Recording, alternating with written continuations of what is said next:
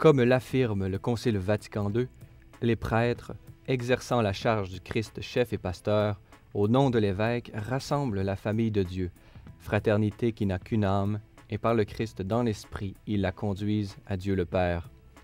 Aujourd'hui, à Focus catholique, nous vous présentons l'entrevue réalisée auprès de Laurent Touze, prêtre de la prélature de l'Opus Dei et théologien, et qui s'est entretenu avec nous sur la vie et le ministère des prêtres au 21e siècle, en nous les présentant à partir d'exemples personnels et ceux tirés de la théologie de l'Église.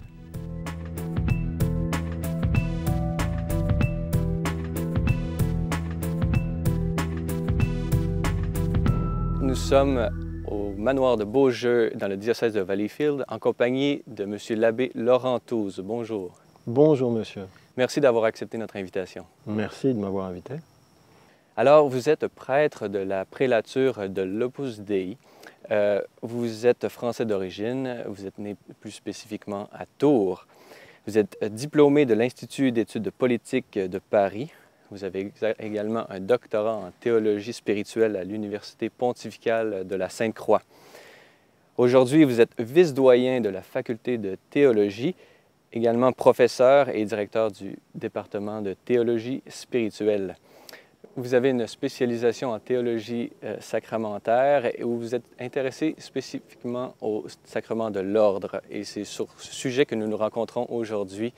Alors, Monsieur l'abbé, est-ce que vous pourriez nous dire d'abord votre parcours? Vous êtes français, vous avez commencé à Paris en sciences politiques. Comment est-ce qu'on se retrouve professeur de théologie à Rome? Parce que Dieu a des plans. Ce n'était pas du tout mon aspiration professionnelle.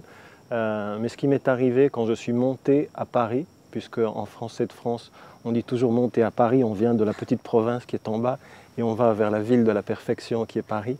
Quand je suis monté à Paris pour étudier, j'ai eu la chance de rencontrer un ami, qui est toujours mon ami, que j'ai vu récemment pour la canonisation de Jean-Paul II avec sa femme et ses enfants à Rome, qui fréquentait les moyens de formation de la prélature de l'Opus Dei et qui m'a invité. Donc je l'ai rencontré d'une manière très provinciale, comme on dit en français, de France, c'est-à-dire je l'ai vu dans une station de métro. Alors les Parisiens dans les stations de métro, ils font semblant de ne reconnaître personne et ils regardent leurs chaussures s'ils croisent le regard de quelqu'un. Mais comme moi j'étais provincial, j'ai vu un garçon que j'avais vu dans les couloirs de Sciences Po, comme on appelle mon école, et je suis allé me présenter en lui disant « Bonjour, tu ne me connais pas, je m'appelle Laurent Touze, j'étudie à Sciences Po et toi aussi tu étudies à Sciences Po ». Et lui m'a dit « Non seulement nous étudions tous les deux à Sciences Po, mais nous sommes tous les deux catholiques parce que je t'ai vu à l'aumônerie. Donc ça peut t'intéresser, les moyens de formation de l'Opus Dei, j'y vais, j'en avais pas trop entendu parler pour ne pas dire que je ne savais rien, et j'y suis allé. Et ce qui m'a plu, ce qui a fait que je suis resté, que je suis revenu, et ce qui a commencé tout un parcours qui a terminé devant mon évêque pour recevoir le sacrement de l'ordre, ça a été le salut au Saint-Sacrement.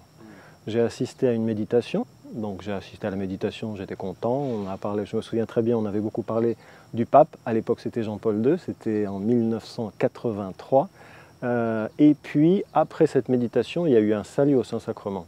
Je n'avais jamais vu ça de ma vie, je l'avais vu une fois à la télévision, dans un film, et j'avais trouvé que c'était beau, parce que c'est complètement gratuit, cette idée d'ouvrir le tabernacle, de prendre l'Eucharistie, et uniquement pour l'adorer, uniquement pour lui dire qu'on l'aime, et pour qu'à la fin, le prêtre nous donne la bénédiction de Dieu, avec ce Dieu qui s'incline sur son peuple pour le bénir. Ça m'a semblé complètement gratuit, de l'adoration pure, sans aucune autre raison que de dire notre amour à Dieu. Et donc je me suis dit, je veux revenir là. Et alors, après, j'ai découvert aussi que les méditations c'était intéressant, qu'il y avait aussi une formation chrétienne qui m'intéressait, et j'ai commencé un parcours qui a finalement terminé avec l'ordination et le choix de devenir professeur de théologie à Rome, comme j'ai la joie de faire depuis plusieurs années maintenant. Et est-ce que vous avez quelconque lien, est-ce que vous voyez des liens entre la science politique et la théologie sacramentaire, le sacrement de l'ordre? Il y a au moins un lien. Je suis très reconnaissant à la formation que j'ai reçue à Sciences Po parce qu'on m'a appris à travailler beaucoup, ce qui est quelque chose qui sert toujours. Et puis, ça m'a aussi aidé à essayer de voir toujours quel est le lien entre le message du Christ et l'évolution de la société. Donc, dans quelle mesure le message du Christ peut nous permettre d'évangéliser la société telle qu'elle est et telle que j'ai pu apprendre à l'étudier quand j'étais à Sciences Po. Alors, Monsieur l'abbé, vous êtes professeur de théologie, comme on vient de le dire. Est-ce que vous pouvez nous dire qu'est-ce que c'est que la théologie? Et en même temps, est-ce que, parce que les gens, la plupart des gens, les fidèles, croient que c'est une chose qui est réservée aux intellectuels. Est-ce que c'est vraiment le cas? Est-ce que vous pouvez développer là-dessus? La théologie, c'est fondamentalement une manière de connaître Dieu. Dieu veut être connu. Dieu, il nous aime. Dieu, il est Père. Et il veut que ses enfants puissent apprendre à le connaître, à le fréquenter. Parce que comme tout père et toute mère, il veut être avec ses enfants, il veut écouter leur voix. Parmi les diverses manières qu'il y a de connaître Dieu, il y a celui de l'étude, l'écoute de la tradition, lire les livres de ceux qui l'ont déjà rencontré avant nous.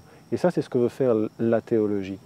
Mais elle est incompréhensible et elle est même peut-être dangereuse si elle n'essaie pas d'être unie avec la connaissance de Dieu que nous donne l'amour, qui est la connaissance la plus importante. Et ça, c'est une connaissance qui n'est pas réservée, pas du tout réservée seulement aux théologiens.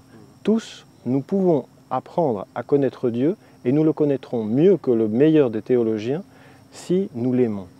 Saint Thomas d'Aquin, qui est peut-être le plus grand théologien qu'ait eu l'Église, aimait beaucoup à dire que la petite vieille dame, sans une grande formation, elle peut mieux connaître Dieu que le plus grand docteur, et donc peut-être mieux que même saint Thomas d'Aquin.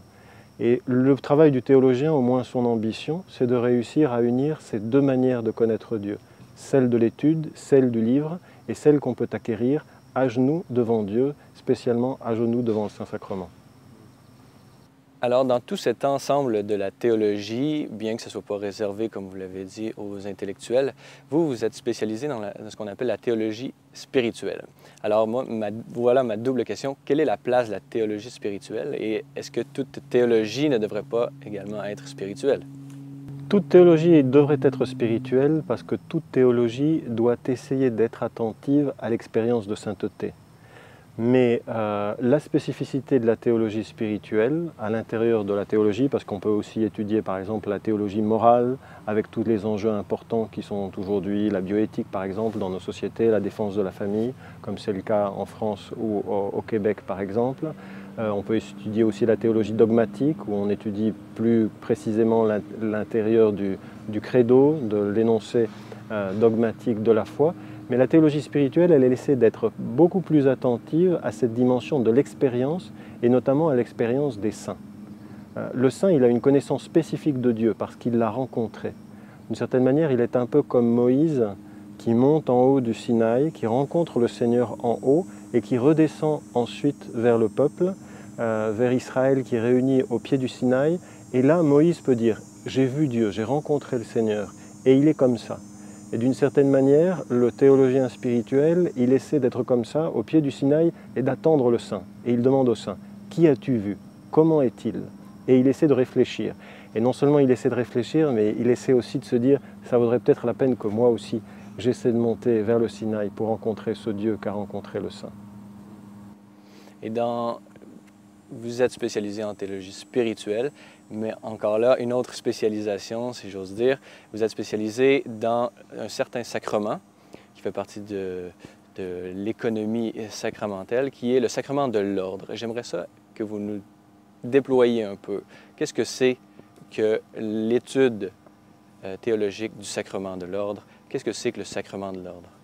À mon avis, ce qu'on peut dire, c'est que le sacrement de l'ordre, il nous rappelle que c'est seulement Dieu qui sauve. C'est-à-dire que si je veux échapper au mal, et si je veux devenir meilleur, je ne vais pas pouvoir le faire tout seul.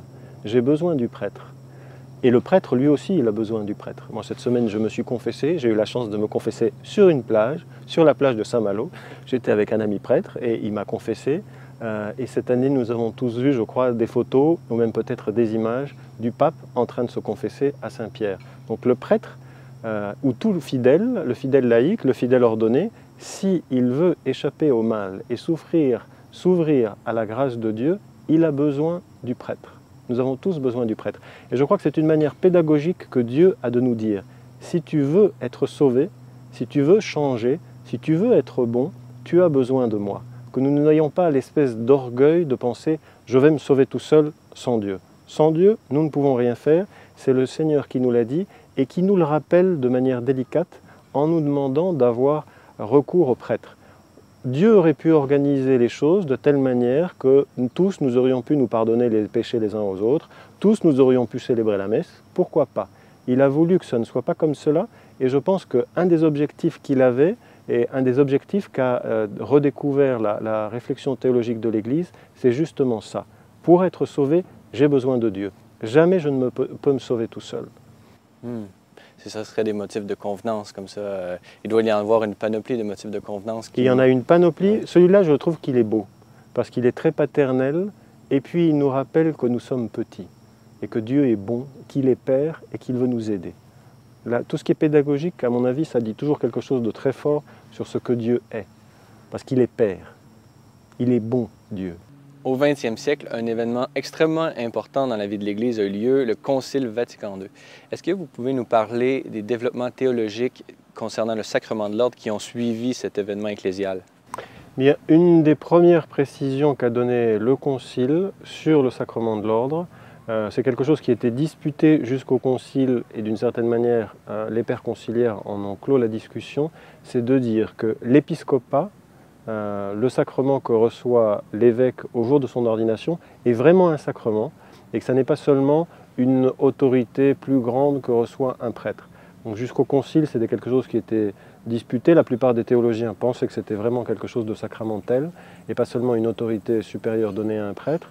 Et là, le Concile, en s'appuyant sur la tradition et en réfléchissant avec l'assistance spéciale qu'ont les pères conciliaires lors d'une assise conciliaire, ont clarifié l'épiscopat et la plénitude du sacrement de l'ordre.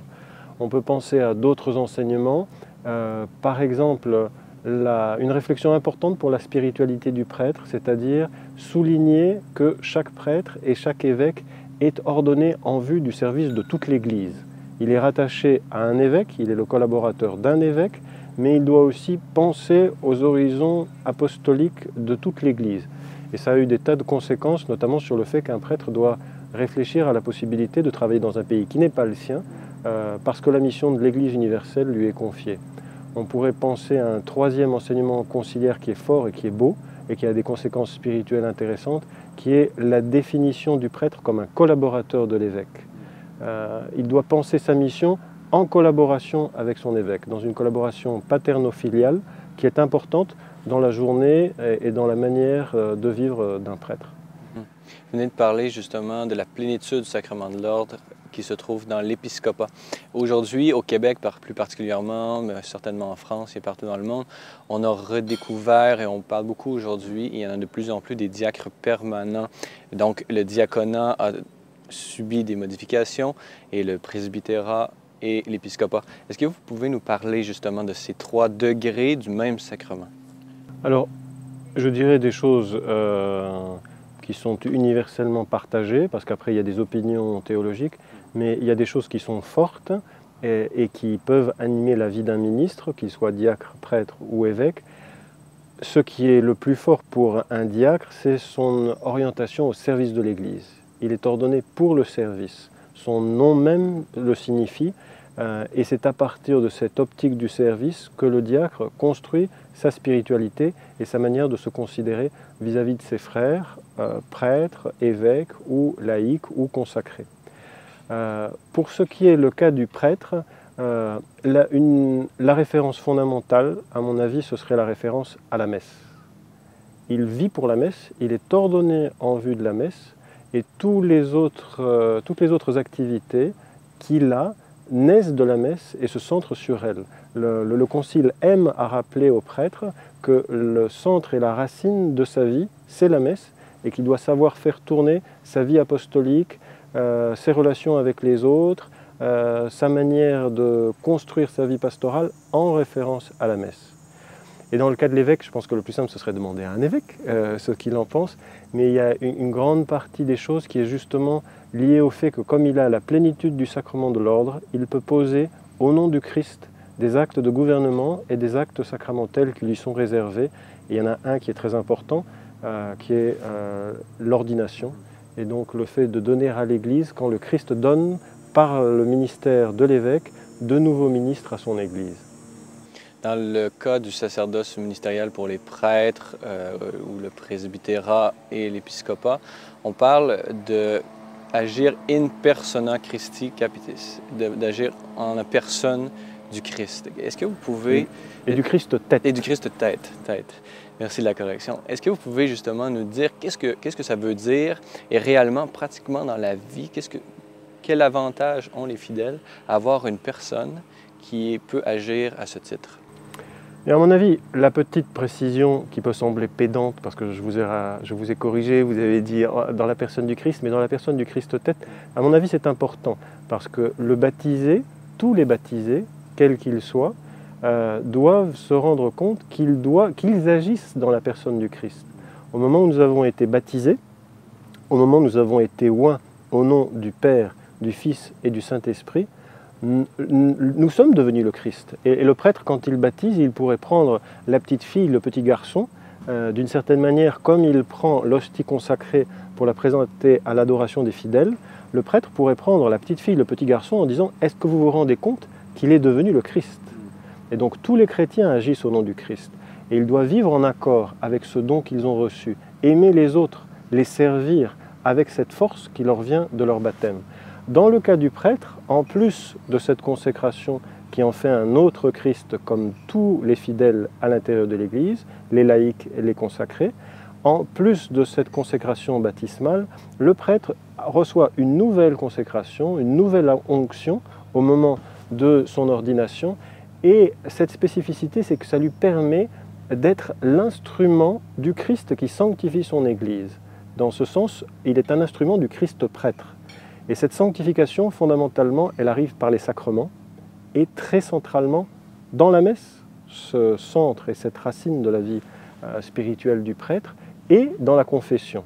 Saint Thomas d'Aquin dit d'une manière très forte que le prêtre a deux actions, célébrer la messe et confesser pour préparer les personnes à la réception de la parole et des sacrements. Et je crois que ça dit quelque chose de très fort sur la spiritualité et le ministère des prêtres.